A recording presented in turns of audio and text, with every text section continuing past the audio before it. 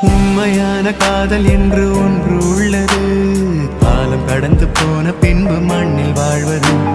காலம் எந்த கைப்பிடிக்குள் மாட்டிக்கொண்டது. காதல் என்னை விட்டு விட்டு எங்கு சென்றது? கடவுள் வந்து பூமி மீது வாழும் போதிலும் காதல் தோல்வியாகும் போது சாக தோன்றிடும்.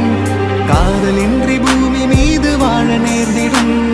கொஞ்ச நேரம் கூட நரகம் போல மாறிடும்.